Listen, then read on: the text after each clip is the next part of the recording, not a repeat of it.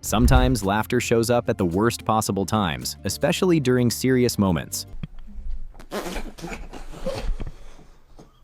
humanappeal.org.uk.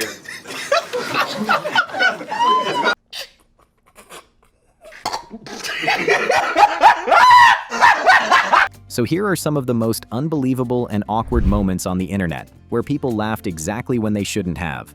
Starting with this TV interview, which is about to end in the completely different way. The show was supposed to talk about medical procedures that had gone wrong, and the guests were there to share their personal stories. Usually, the host meets the guests before the show begins to make everyone comfortable and avoid surprises. But this time, the host did not get to meet the guests beforehand, which was a big mistake. Plots kom je uit narcose en dan merk je dat het leven niet meer hetzelfde zal zijn. Hoe reageer je daar dan op? Ja, eerst met heel veel ongeloof. Ongeloof is eigenlijk het juiste woord. The show started normally, but things quickly went off track. One of the guests had suffered vocal cord damage, which made his voice sound very unusual. When he started to speak, the host was caught off guard and found it difficult to keep a straight face. The guest's voice was unexpected, and the situation became awkward. The more the host tried not to laugh, the harder it became. This is a common reaction in the brain. When people know they should not laugh, their brain sometimes makes it even more difficult to control. Scientists say this happens because the brain is under stress, and laughter is a way to release that stress.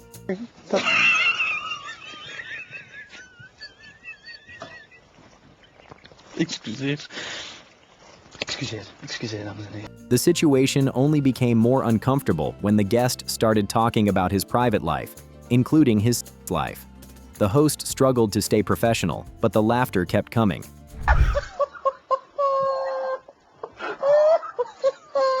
The audience could see the host trying to hold back, but his face showed he was losing the battle. The awkwardness grew, and soon the show was completely off track. Because of this one interview, the TV show was canceled and never returned. This next awkward laughter happened on the courtroom TV show Judge Rinder. A woman named Sandra was brought on the show after her dog, Max, reportedly got way too friendly with a cat named Gizmo.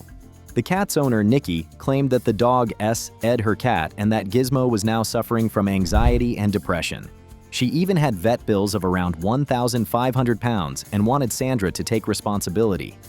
In a moment that went viral, Sandra tried to give a serious apology on national television. She looked at Nikki and said, "I'm really sorry." But just seconds later, she started laughing. Not just a small laugh, but the kind that you try to hold in but can't. The judge and the audience watched as Sandra struggled to finish her sentence, completely unable to control her giggles. This whole scene would have been handled with care. But because Sandra couldn't stop laughing, the moment turned into a viral clip that many people saw as comedy. An actual heartfelt apology. I'm really sorry, Nikki. I'm really sorry. I didn't realise that it was... I'm sorry. Why are you laughing? It's not a funny situation. A recent funny and awkward situation happened during a live football interview with Rafael Leão after a big match. The interview was meant to be serious. His team had just won, and he was supposed to talk about his feelings, the game, and how the team planned for success. But then something funny happened, not because of what Rafael said, but because of the way Jamie Carragher has a strong Scouse accent, which is from Liverpool, and it's very hard to understand, especially for people who don't speak English as their first language. You play Inter Milan are playing tomorrow, Internazionale. Would you like to face them in the semi-final? When Jamie asked Rafael questions, the poor guy looked confused. He couldn't understand anything. Several times he had to ask Carragher to repeat his question. Even other people in the studio were laughing because it was clear the accent was just too strong. At one point, Rafael laughed too, not because the question was funny, but because he simply had no idea what was going on. The awkwardness turned into a moment of unexpected comedy.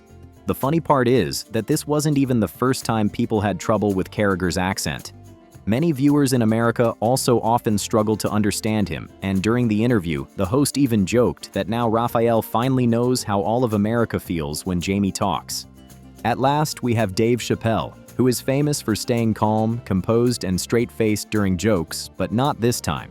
He has performed for over 20 years. done more than 1,000 live shows, and heard probably over 10,000 jokes in his life. So making him laugh during a sketch is very difficult. But in this scene, even he couldn't hold it in. The victim also said...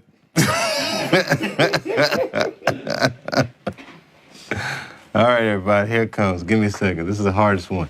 What makes the moment even more surprising is that it was supposed to sound like a news report. The setup was serious, with a fake victim giving statements. The victim also said that at one point during the altercation, Method Man put a hanger on the stove and left it for like 40 minutes. And then... This sounds like something from a crime report or a true crime show. But instead of sounding intense or scary, the way it was delivered, with a calm, overly formal news reporter voice, and made it absurd. And that absurdity made even Chappelle lose control. When I was in when I was 9, I got molested by a guy with Down syndrome. Don't laugh, Brandon. I'm not laughing. Why'd you laugh? It's just... That's rude. It's such a curveball. I know. Can I just say something? I'm going to say it again, and if you smile, I'm going to leave. The guy started to share a very personal story when he was just 9 years old. He said it happened every day for a whole summer. That means for about 90 days, he faced something very difficult. While he was telling the story, his friends started to laugh, even though he tried not to. Standing in front of the whole class to give a presentation can be one of the most stressful moments for any student. Professional dream of becoming a race car pilot. Let me start by telling why car pilot is great. For this young man, the pressure was clear from the very beginning. He started his speech by saying he wanted to talk about his professional dream of becoming a race car pilot. Right away, you could see he was nervous. He began to repeating phrases, and the word just doesn't come out.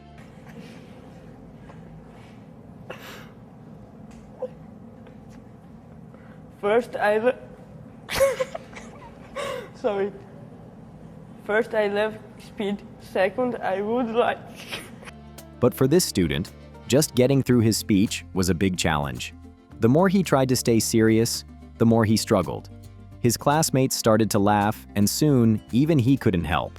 But what happens when someone shares the most painful moment of their life and you laughs? News, another classmate died.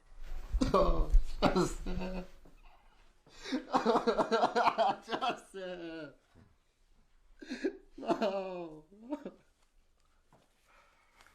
On November 30th, 2021, a tragic event happened at Oxford High School in Michigan. A 15-year-old student named Ethan Crumbly brought a gun to school and opened fire. He shot 11 people, and 4 students lost their lives. This was the deadliest school shooting in the United States in 2021. In total, there were 29 school shootings that year, according to Education Week. After the shooting, the media interviewed survivors and their families. One interview was with a student named Devin, who talked about his friend Tate Meyer, one of the victims. Devin described Tate as one of the best people he had ever met, someone who was smart and fun. During the interview, the host shared more sad news. Another classmate who was in the hospital had just died. At that moment, something unexpected happened. Devin, the student, started to laugh while talking about his father and the events that happened during the shooting.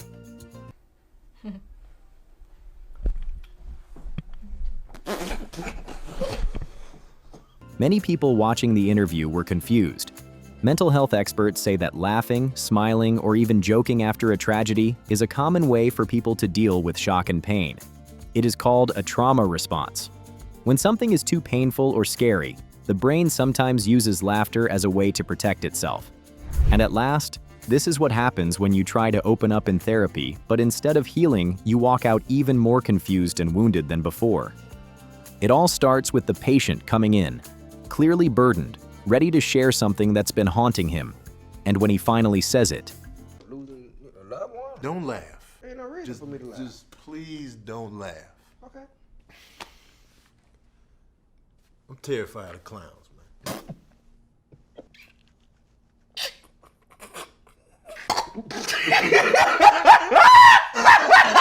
that awkward kind of laughter that doesn't come from joy but from discomfort and disbelief. The therapist laughs, maybe unintentionally, but the damage is done. You can hear the hurt in his voice when he pleads, "Just please don't laugh." He's a grown man, a big guy, and society doesn't usually allow people like him to have fears like this. The guy then talks about his first experience about a creepy clown painting in the stairway at his house. How his older brothers would scare him, saying the clown would pull him into the painting if he walked past at night. Now before you leave, just don't forget to comment down your favorite moment. And while you're down there, make sure to hit that subscribe button as well.